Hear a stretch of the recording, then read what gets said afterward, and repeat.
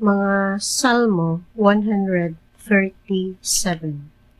Sa daplin sa mga suba sa Babylonia, nang lingkod kami o nang hilak sa dihang nahinumdum kami sa Sion.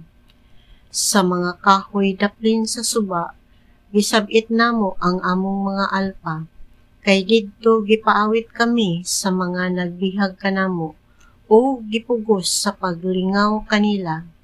Awiti kamig awit sa Sion, sila miingon.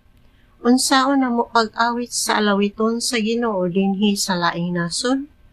Mukuyos unta ang tuo kong kamot, kun hikalimtan ko ikaw, O Jerusalem.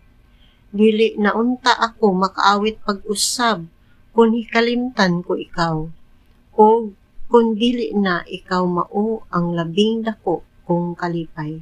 Ayaw gayud hikalimti o Ginoo ang gibuhat sa mga taga-Idumea sa adlaw nga nailog ang Jerusalem.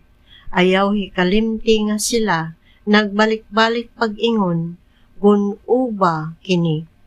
Babylonia malaglag kagayud, bulahan ang tawo nga manimalus kanimo tungod sa imong gibuhat kanamo.